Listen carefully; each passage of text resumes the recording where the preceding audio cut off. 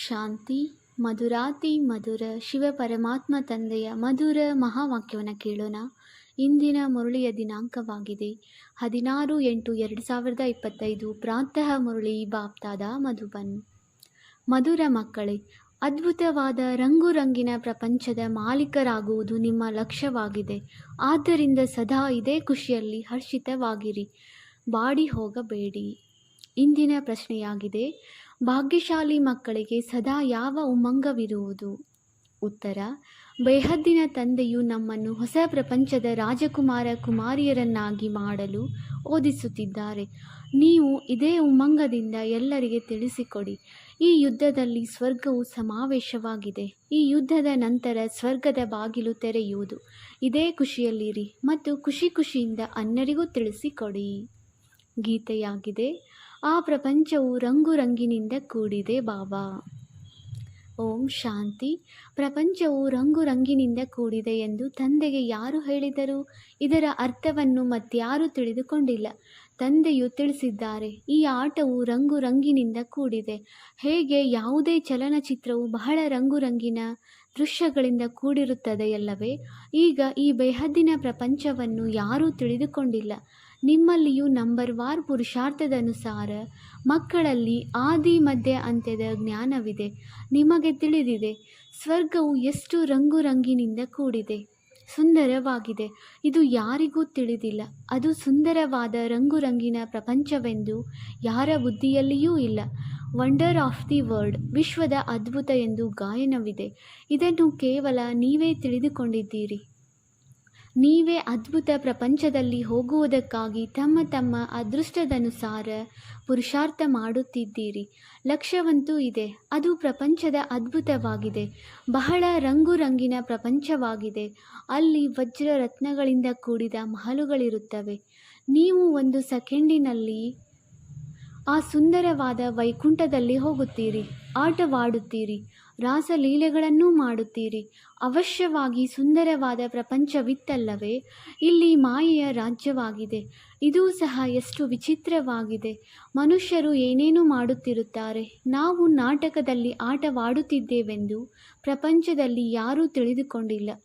ಒಂದು ವೇಳೆ ನಾಟಕವೆಂದು ತಿಳಿದಿದ್ದರೆ ನಾಟಕದ ಆದಿ ಮಧ್ಯ ಅಂತ್ಯದ ಜ್ಞಾನವೂ ಇರುತ್ತಿತ್ತು. ನೀವು ಮಕ್ಕಳಿಗೆ ತಿಳಿದಿದೆ ತಂದೆಯು ಎಷ್ಟು ಸಾಧಾರಣವಾಗಿದ್ದಾರೆ. ತಂದೆಯ ನೆನಪನ್ನು ಮಾಯೆಯು ಮರೆಸಿಬಿಡುತ್ತದೆ, ಮೂಗನ್ನು ಹಿಡಿದು ಮರೆಸುತ್ತದೆ. ಈಗೀಗ ನೆನಪಿನಲ್ಲಿರುತ್ತಾರೆ. ಓಹೋ ಬಾಬಾ, ನಾವು ಆ ಅದ್ಭುತ ಸ್ವರ್ಗದ ಮಾಲೀಕರಾಗುತ್ತಿದ್ದೇವೆಂದು ಬಹಳ ಹರ್ಷಿತರಾಗುತ್ತಾರೆ. ನಂತರ ಮರೆತು ಬಿಟ್ಟರೆ ಬಾಡಿ ಹೋಗುತ್ತಾರೆ. ಈ ರೀತಿ ಬಾಡಿ ಹೋಗುತ್ತಾರೆ. ಹೇಗೆ ಕಾಡು ಜನರು ಸಹ ಇಷ್ಟು ಬಾಡಿ ಹೋಗಿರುವುದಿಲ್ಲ. ನಾವು ಸ್ವರ್ಗದಲ್ಲಿ ಹೋಗುವವರಿದ್ದೇವೆ. ನಮಗೆ ಬೇಹದ್ದಿನ ತಂದೆಯು ಓದಿಸುತ್ತಿದ್ದಾರೆ ಎಂಬುದನ್ನು ಸ್ವಲ್ಪವೂ ತಿಳಿದುಕೊಳ್ಳುವುದಿಲ್ಲ. ಹೀಗೆ ಒಮ್ಮೆಲೆ ಶವದಂತಾಗಿ ಬಿಡುತ್ತಾರೆ. ಆ ಖುಷಿ ನಶೆಯೇ ಇರುವುದಿಲ್ಲ. ಈಗ ಅದ್ಭುತ ಪ್ರಪಂಚವು ಸ್ಥಾಪನೆಯಾಗುತ್ತಿದೆ. ಆ ಪ್ರಪಂಚದ ರಾಜಕುಮಾರನು ಶ್ರೀಕೃಷ್ಣನಾಗಿದ್ದಾನೆ.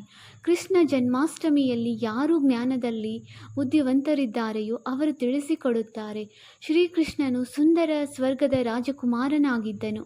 ಮತ್ತೆ ಆ ಸ್ವರ್ಗವು ಎಲ್ಲಿಗೆ ಹೋಯಿತು? ಸತ್ಯಯುಗದಿಂದ ಹಿಡಿದು ಹೇಗೆ ಕೆಳಗಿಳಿದಿರಿ? ಸತ್ಯಯುಗದಿಂದ ಕಲಿಯುಗವು ಹೇಗಾಯಿತು? ಇಳಿಯುವ ಕಲೆಯು ಹೇಗಾಯಿತು? ನೀವು ಮಕ್ಕಳ ಬುದ್ಧಿಯಲ್ಲಿಯೇ ಬರುತ್ತದೆ. ಅಂದ ಮೇಲೆ ಆ ಖುಷಿಯಿಂದ ತಿಳಿಸಿಕೊಡಬೇಕು. ಶ್ರೀಕೃಷ್ಣನು ಬರಲಿದ್ದಾನೆ. ಕೃಷ್ಣನ ರಾಜ್ಯವು ಪುನಃ ಸ್ಥಾಪನೆಯಾಗುತ್ತಿದೆ. ಇದನ್ನು ಕೇಳಿ ಭಾರತವಾಸಿಗಳಿಗೂ ಸಹ ಬಹಳ ಖುಷಿಯಾಗಲಿ. ಆದರೆ ಈ ಉಮ್ಮಂಗವು ಅದೃಷ್ಟವಂತ ಮಕ್ಕಳಿಗೆ ಇರುವುದು. ಪ್ರಪಂಚದ ಮನುಷ್ಯರಂತೂ ರತ್ನಗಳನ್ನೂ ಸಹ ಕಲ್ಲುಗಳೆಂದು ತಿಳಿದು ಎಸೆಯುತ್ತಾರೆ.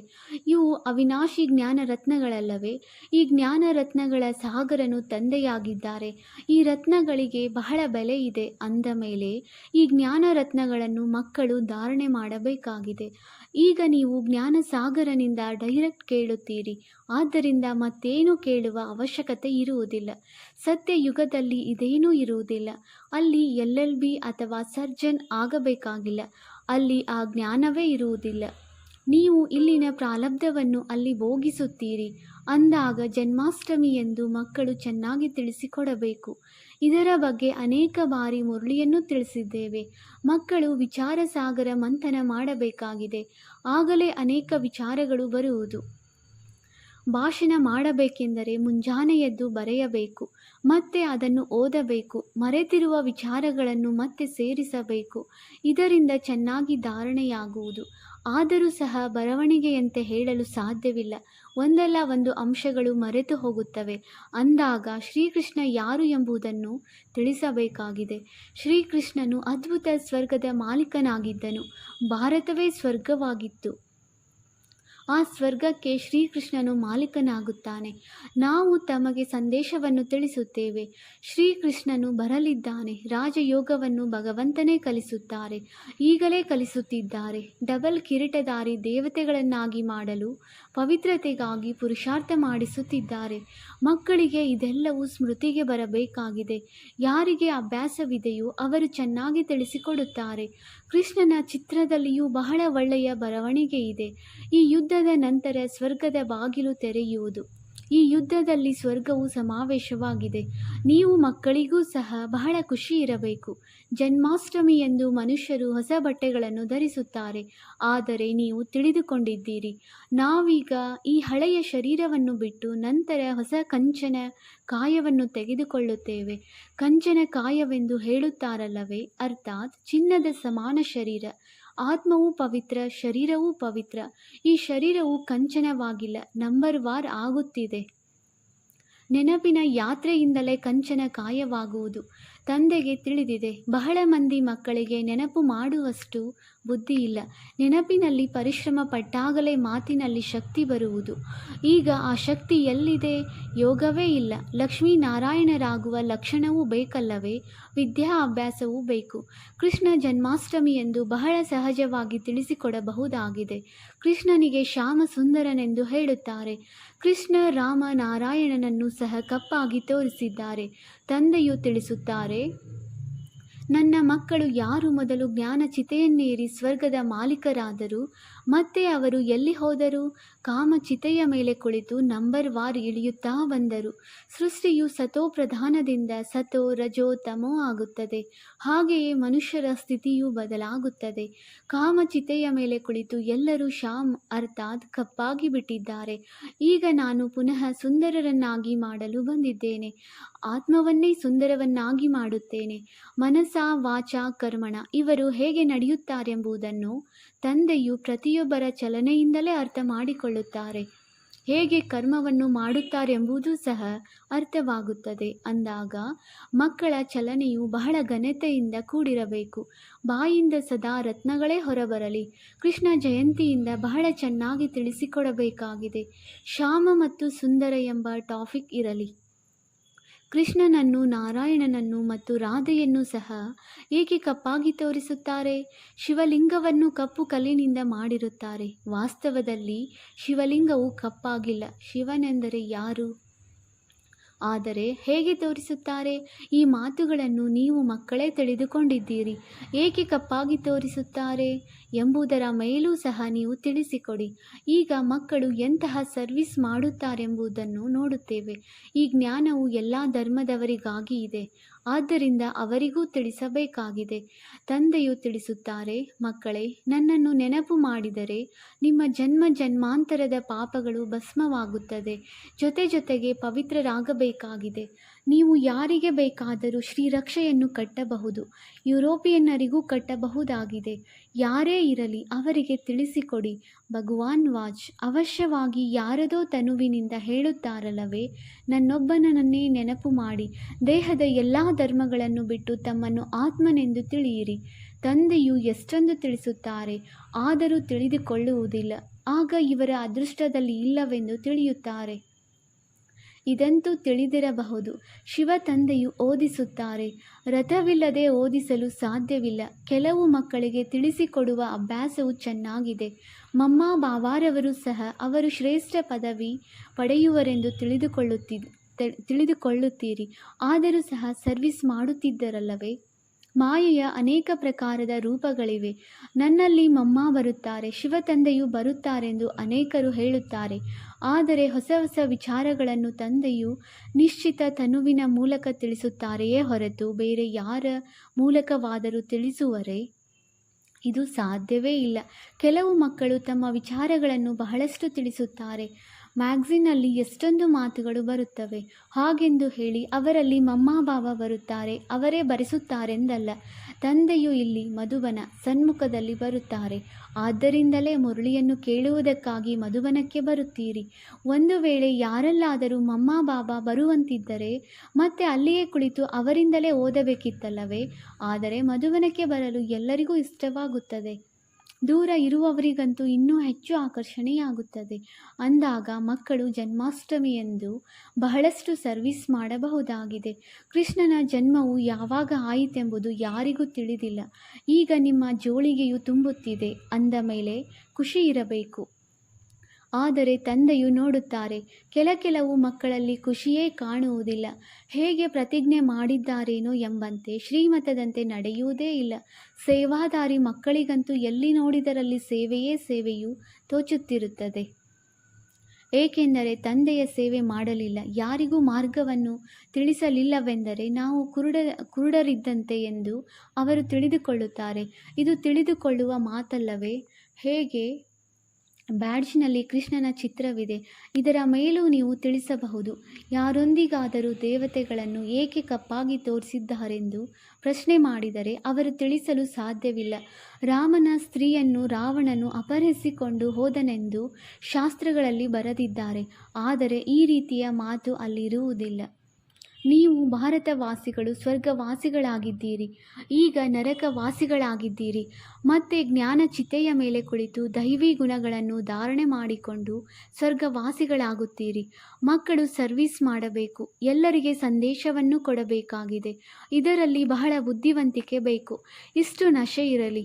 ನಮಗೆ ಭಗವಂತನೇ ಓದಿಸುತ್ತಾರೆ, ಭಗವಂತನ ಜೊತೆ ಇರುತ್ತೇವೆ, ಭಗವಂತನ ಮಕ್ಕಳೂ ಆಗಿದ್ದೇವೆ, ಮತ್ತೆ ಅವರಿಂದಲೇ ಓದುತ್ತೇವೆ.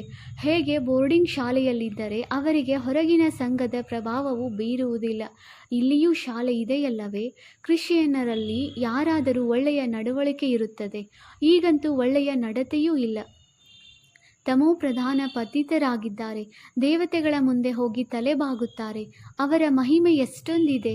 ಸತ್ಯಯುಗದಲ್ಲಿ ಎಲ್ಲರ ನಡವಳಿಕೆಯೂ ದೈವಿ ನಡವಳಿಕೆಯಾಗಿತ್ತು, ಈಗ ಆಸೂರಿ ನಡವಳಿಕೆಯಾಗಿದೆ. ಹೀಗೆ ನೀವು ಭಾಷಣ ಮಾಡಿದರೆ ಕೇಳಿ ಬಹಳ ಖುಷಿ ಪಡುತ್ತಾರೆ. ಹೇಗೆ ಚಿಕ್ಕ ಬಾಯಿ ದೊಡ್ಡ ಮಾತೆಂದು ಕೃಷ್ಣನಿಗೆ ಹೇಳುತ್ತಾರೆ. ನೀವೀಗ ದೊಡ್ಡವರಾಗಲು ಎಷ್ಟು ದೊಡ್ಡ ಮಾತುಗಳನ್ನು ಕೇಳುತ್ತೀರಿ. ನೀವು ಶ್ರೀರಕ್ಷೆಯನ್ನು ಯಾರಿಗೆ ಬೇಕಾದರೂ ಕಟ್ಟಬಹುದು. ತಂದೆಯ ಈ ಸಂದೇಶವನ್ನು ಎಲ್ಲರಿಗೂ ಕೊಡಬೇಕಾಗಿದೆ. ಈ ಯುದ್ಧವು ಸ್ವರ್ಗದ ಬಾಗಿಲನ್ನು ತೆರೆಸುತ್ತದೆ. ಈಗ ಪತಿತರಿಂದ ಪಾವನರಾಗಬೇಕು. ತಂದೆಯನ್ನು ನೆನಪು ಮಾಡಬೇಕಾಗಿದೆ. ದೇಹದಾರಿಗಳನ್ನು ನೆನಪು ಮಾಡಬೇಡಿ. ತಂದೆಯೊಬ್ಬರೇ ಸರ್ವರ ಸದ್ಗತಿ ಮಾಡುತ್ತಾರೆ. ಈ ಪ್ರಪಂಚವೇ ಕಬ್ಬಿಣದ ಸಮಾನವಾಗಿದೆ. ನೀವು ಮಕ್ಕಳ ಬುದ್ಧಿಯಲ್ಲಿಯೂ ಸಹ ನಂಬರ್ವಾರ್ ಪುರುಷಾರ್ಥದನುಸಾರ ಧಾರಣೆಯಾಗುತ್ತದೆ. ಶಾಲೆಯಲ್ಲಿಯೂ ವಿದ್ಯಾರ್ಥಿ ವೇತನವನ್ನು ಪಡೆಯಲು ಬಹಳ ಪರಿಶ್ರಮ ಪಡುತ್ತಾರೆ. ಹಾಗೆಯೇ ಇಲ್ಲಿ ಎಷ್ಟು ದೊಡ್ಡ ವಿದ್ಯಾರ್ಥಿ ವೇತನವೂ ಸಿಗುತ್ತದೆ. ಸೇವೆಯೂ ಬಹಳಷ್ಟಿದೆ. ಎಲ್ಲ ಚಿತ್ರಗಳನ್ನು ತೆಗೆದುಕೊಂಡು ಹೋಗಿ ಮಾತೆಯರೂ ಸಹ ಬಹಳ ಸರ್ವಿಸ್ ಮಾಡಬಹುದು. ಕೃಷ್ಣ, ನಾರಾಯಣ, ರಾಮಚಂದ್ರ, ಶಿವ ಎಲ್ಲರ ಕಪ್ಪಾಗಿ ತೋರಿಸಿರುವ ಚಿತ್ರಗಳನ್ನು ತೋರಿಸಿ ತಿಳಿಸಿಕೊಡಿ. ದೇವತೆಗಳನ್ನು ಏಕೆ ಕಪ್ಪಾಗಿ ತೋರಿಸಿದ್ದಾರೆ? ಶ್ಯಾಮ ಸುಂದರ ಶ್ರೀನಾಥ ದ್ವಾರದಲ್ಲಿ ಹೋದರೆ ಬಹಳ ಕಪ್ಪು ಚಿತ್ರಗಳನ್ನು ತೋರಿಸಿದ್ದಾರೆ. ಇಂತಹ ಚಿತ್ರಗಳನ್ನು ಸಂಗ್ರಹಿಸಬೇಕು ಮತ್ತು ತಮ್ಮ ಬಳಿ ಇರುವ ಚಿತ್ರಗಳನ್ನು ತೋರಿಸಿ. ಶ್ಯಾಮ ಸುಂದರ ಎಂಬ ಅರ್ಥವನ್ನು ಹೇಳಿ ತಿಳಿಸಿರಿ. ಈಗ ನೀವು ಸಹ ಶ್ರೀರಕ್ಷೆಯನ್ನು ಕಟ್ಟಿಕೊಂಡು ಕಾಮಚಿತೆಯಿಂದ ಇಳಿದು ಜ್ಞಾನಚಿತೆಯ ಮೇಲೆ ಕುಳಿತುಕೊಂಡರೆ ಸುಂದರರಾಗುತ್ತೀರಿ. ಇಲ್ಲಿಯೂ ಸಹ ನೀವು ಬಹಳಷ್ಟು ಸರ್ವಿಸ್ ಮಾಡಬಹುದು. ಇದರ ಬಗ್ಗೆ ಬಹಳ ಚೆನ್ನಾಗಿ ಭಾಷಣ ಮಾಡಿರಿ. ಈ ದೇವತೆಗಳನ್ನು ಏಕೆ ಕಪ್ಪಾಗಿ ತೋರಿಸಿದ್ದಾರೆ? ಶಿವಲಿಂಗವನ್ನು ಸಹ ಏಕೆ ಕಪ್ಪಾಗಿ ಮಾಡಿದ್ದಾರೆ? ಶ್ಯಾಮ ಮತ್ತು ಸುಂದರನೆಂದು ಏಕೆ ಹೇಳುತ್ತಾರೆ ಎಂಬುದನ್ನು ನಾವು ತಮಗೆ ತಿಳಿಸಿಕೊಡುತ್ತೇವೆ. ಹೀಗೆ ಹೇಳುವುದರಿಂದ ಯಾರಿಗೂ ಬೇಸರವಾಗುವುದಿಲ್ಲ. ವಾಸ್ತವದಲ್ಲಿ ಸರ್ವಿಸ್ ಬಹಳ ಸಹಜವಾಗಿದೆ. ತಂದೆಯು ಯಾವಾಗಲೂ ತಿಳಿಸುತ್ತಾ ಇರುತ್ತಾರೆ, ಮಕ್ಕಳೇ, ಒಳ್ಳೆಯ ಗುಣಗಳನ್ನು ಧಾರಣೆ ಮಾಡಿಕೊಳ್ಳಿ, ಕುಲದ ಹೆಸರನ್ನು ಪ್ರಸಿದ್ಧ ಮಾಡಿ. ನಿಮಗೆ ತಿಳಿದಿದೆ, ನಾವೀಗ ಶ್ರೇಷ್ಠಾತಿಶ್ರೇಷ್ಠ ಬ್ರಾಹ್ಮಣ ಕುಲದವರಾಗಿದ್ದೇವೆ. ರಕ್ಷಾಬಂಧನದ ಅರ್ಥವನ್ನು ನೀವು ಬಹಳ ಚೆನ್ನಾಗಿ ತಿಳಿಸಿಕೊಡಿ. ವೇಶ್ಯರಿಗೂ ಸಹ ಇದನ್ನು ತಿಳಿಸಿ ಶ್ರೀರಕ್ಷೆಯನ್ನು ಕಟ್ಟಿರಿ. ಚಿತ್ರಗಳು ಜೊತೆ ಇರಲಿ. ತಂದೆಯು ತಿಳಿಸುತ್ತಾರೆ, ಮಕ್ಕಳೇ, ನನ್ನೊಬ್ಬನನ್ನೇ ನೆನಪು ಮಾಡಿ. ಈ ಆದೇಶವನ್ನು ಪಾಲಿಸಿದರೆ ನೀವು ಸುಂದರರಾಗಿ ಬಿಡುತ್ತೀರಿ. ಬಹಳಷ್ಟು ಯುಕ್ತಿಗಳಿವೆ, ಯಾರೂ ಇದರಲ್ಲಿ ಬೇಸರವಾಗುವುದಿಲ್ಲ. ಒಬ್ಬ ತಂದೆಯ ವಿನಃ ಯಾವುದೇ ಮನುಷ್ಯ ಮಾತ್ರರು ಸದ್ಗತಿ ಮಾಡಲು ಸಾಧ್ಯವಿಲ್ಲ. ಬಲೆ, ರಕ್ಷಾಬಂಧನದ ದಿನವಲ್ಲದಿದ್ದರೂ ಸಹ ಯಾವಾಗ ಬೇಕಾದರೂ ನೀವು ಶ್ರೀರಕ್ಷೆಯನ್ನು ಕಟ್ಟಬಹುದು. ಇದಂತೂ ಕೇವಲ ಅರ್ಥವನ್ನು ತಿಳಿದುಕೊಳ್ಳಬೇಕಾಗಿದೆ. ಶ್ರೀರಕ್ಷೆಯನ್ನು ಯಾವಾಗ ಬೇಕಾದರೂ ಕಟ್ಟಬಹುದು. ನಿಮ್ಮ ಕರ್ತವ್ಯವೇ ಇದಾಗಿದೆ. ತಿಳಿಸಿಕೊಡಿ. ತಂದೆಯೊಂದಿಗೆ ಪ್ರತಿಜ್ಞೆ ಮಾಡಿರಿ. ನನ್ನೊಬ್ಬನನ್ನೇ ನೆನಪು ಮಾಡಿದರೆ ಪವಿತ್ರರಾಗುತ್ತೀರೆಂದು ತಂದೆಯು ತಿಳಿಸುತ್ತಾರೆ. ನೀವು ಮಸೀದಿಗೂ ಹೋಗಿ ತಿಳಿಸಬಹುದು, ನಾವು ಶ್ರೀರಕ್ಷೆಯನ್ನು ಕಟ್ಟಲು ಬಂದಿದ್ದೇವೆ. ಈ ಮಾತನ್ನು ತಿಳಿದುಕೊಳ್ಳಲು ನಿಮಗೂ ಸಹ ಹಕ್ಕಿದೆ. ನನ್ನನ್ನು ನೆನಪು ಮಾಡಿದರೆ ನಿಮ್ಮ ಪಾಪಗಳು ಭಸ್ಮವಾಗುತ್ತವೆ. ಪಾವನರಾಗಿ ಪಾವನ ಪ್ರಪಂಚದ ಮಾಲೀಕರಾಗುತ್ತೀರೆಂದು ತಂದೆಯು ತಿಳಿಸುತ್ತಾರೆ. ಈಗಂತೂ ಪತಿತ ಪ್ರಪಂಚವಲ್ಲ, ಖಂಡಿತವಾಗಿಯೂ ಸತ್ಯಯುಗವಿತ್ತು. ಈಗ ಕಲಿಯುಗವಾಗಿದೆ. ಅಂದ ಮೇಲೆ ನೀವು ಸತ್ಯಯುಗದಲ್ಲಿ ಭಗವಂತನ ಖುದಾನ ಬಳಿ ಹೋಗುವುದಿಲ್ಲವೇ? ಹೀಗೆ ತಿಳಿಸಿದಾಗ ಕೂಡಲೇ ಬಂದು ನಿಮ್ಮ ಚರಣಗಳಿಗೆ ಬೀಳುತ್ತಾರೆ. ಒಳ್ಳೆಯದು. ಮಧುರಾತಿ ಮಧುರ ಅಗಲಿ ಹೋಗಿ ಮರಳಿ ಸಿಕ್ಕಿರುವ ಮಕ್ಕಳ ಪ್ರತಿ ಮಾತಾಪಿತ ಬಾಪ್ ದಾದಾರವರ ನೆನಪು, ಪ್ರೀತಿ ಹಾಗೂ ಸುಪ್ರಭಾತ. ಆತ್ಮಿಕ ಮಕ್ಕಳಿಗೆ ಆತ್ಮಿಕ ತಂದೆಯ ನಮಸ್ತೆ. ನಾವು ಆತ್ಮೀಯ ಮಕ್ಕಳಿಂದ ಆತ್ಮೀಯ ತಂದೆಗೆ ನೆನಪು, ಪ್ರೀತಿ ಹಾಗೂ ನಮಸ್ತೆ ನಮಸ್ತೆ ನಮಸ್ತೆ. ಧಾರಣೆಗಾಗಿ ಮುಖ್ಯ ಸಾರ. Point number 1. ಜ್ಞಾನರತ್ನಗಳ ಸಾಗರನಿಂದ ಯಾವ ಅವಿನಾಶಿ ಜ್ಞಾನರತ್ನಗಳು ಪ್ರಾಪ್ತಿಯಾಗುತ್ತಿವೆಯೋ ಅದರ ಪ್ರತಿ ಬೆಲೆಯನ್ನಿಡಬೇಕಾಗಿದೆ. ಮುಖದಿಂದ ಸದಾ ರತ್ನಗಳೇ ಹೊರಬರಬೇಕಾಗಿದೆ. ವಿಚಾರ ಸಾಗರ ಮಂಥನ ಮಾಡಿ ಸ್ವಯಂನಲ್ಲಿ ಧಾರಣೆ ಮಾಡಿಕೊಳ್ಳಬೇಕಾಗಿದೆ. Point number 2. ನೆನಪಿನ ಯಾತ್ರೆಯಲ್ಲಿದ್ದು ವಾಣಿಯನ್ನು ಶಕ್ತಿಶಾಲಿಯನ್ನಾಗಿ ಮಾಡಿಕೊಳ್ಳಬೇಕಾಗಿದೆ. ನೆನಪಿನಿಂದಲೇ ಆತ್ಮವು ಕಂಚನವಾಗುವುದು. ಆದ್ದರಿಂದ ನೆನಪು ಮಾಡುವ ಬುದ್ಧಿವಂತಿಕೆಯನ್ನು ಕಲಿಯಬೇಕಾಗಿದೆ.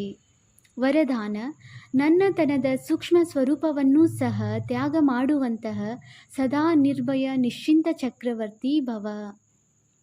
ಇಂದಿನ ಜಗತ್ತಿನಲ್ಲಿ ಧನವೂ ಸಹ ಇದೆ ಮತ್ತು ಭಯವೂ ಸಹ ಇದೆ. ಎಷ್ಟು ಧನ ಅಷ್ಟು ಭಯದಲ್ಲಿಯೇ ತಿನ್ನುತ್ತಾರೆ, ಭಯದಲ್ಲಿಯೇ ಮಲಗುತ್ತಾರೆ. ಎಲ್ಲಿ ನನ್ನತನ ಇದೆ ಅಲ್ಲಿ ಖಂಡಿತ ಭಯ ಇರುವುದು. ಯಾವುದೇ ಚಿನ್ನದ ಜಿಂಕೆ ಒಂದು ವೇಳೆ ನನ್ನದಾಗಿದ್ದರೆ ಭಯ ಇರುತ್ತೆ. ಆದರೆ ಒಂದು ವೇಳೆ ನನ್ನವರು ಒಬ್ಬರೇ ಶಿವಬಾಬಾ ಇದ್ದಾಗ ನಿರ್ಭಯರಾಗಿ ಬಿಡುವಿರಿ. ಆದ್ದರಿಂದ ಸೂಕ್ಷ್ಮ ರೂಪದಿಂದ ಸಹ ನನ್ನದು ನನ್ನದು ಎನ್ನುವುದನ್ನು ಚೆಕ್ ಮಾಡಿಕೊಂಡು ಅದರ ತ್ಯಾಗವನ್ನು ಮಾಡಿದಾಗ ನಿರ್ಭಯ ನಿಶ್ಚಿಂತ ಚಕ್ರವರ್ತಿಯಾಗಿರುವ ವರದಾನ ಸಿಕ್ಕಿಬಿಡುವುದು. ಸ್ಲೋಗನ್: ಬೇರೆಯವರ ವಿಚಾರಗಳಿಗೆ ಸನ್ಮಾನ ಕೊಡಿ, ಆಗ ನಿಮಗೆ ಸನ್ಮಾನ ಪ್ರಾಪ್ತಿಯಾಗುವುದು. ಅವ್ಯಕ್ತ ಸೂಚನೆ: ಸಹಜ ಯೋಗಿ ಆಗಬೇಕೆಂದರೆ ಪರಮಾತ್ಮನ ಪ್ರೀತಿಯ ಅನುಭವಿಯಾಗಿರಿ. ಒಂದು ಕಡೆ ಬೇಹದ್ದಿನ ವೈರಾಗ್ಯವಿರಲಿ, ಇನ್ನೊಂದು ಕಡೆ ತಂದೆಯ ಸಮಾನ ತಂದೆಯ ಪ್ರೀತಿಯಲ್ಲಿ ಲವಲೀನರಾಗಿರಿ. ಒಂದು ಸೆಕೆಂಡ್ ಮತ್ತು ಒಂದು ಸಂಕಲ್ಪವೂ ಸಹ ಈ ಲವಲೀನ ಅವಸ್ಥೆಯಿಂದ ಕೆಳಗೆ ಬರಬಾರದು. ಇಂತಹ ಲವಲೀನ್ ಮಕ್ಕಳ ಸಂಘಟನೆಯೇ ತಂದೆಯನ್ನು ಪ್ರತ್ಯಕ್ಷ ಮಾಡುವುದು. ನೀವು ನಿಮಿತ್ತ ಆತ್ಮರು ಪವಿತ್ರ ಪ್ರೇಮ ಮತ್ತು ತಮ್ಮ ಪ್ರಾಪ್ತಿಗಳ ಮೂಲಕ ಎಲ್ಲರಿಗೆ ಶ್ರೇಷ್ಠ ಪಾಲನೆಯನ್ನು ಕೊಡಿ, ಯೋಗ್ಯರನ್ನಾಗಿ ಮಾಡಿ, ಅರ್ಥಾತ್ ಯೋಗಿಯನ್ನಾಗಿ ಮಾಡಿರಿ. ಓಂ ಶಾಂತಿ.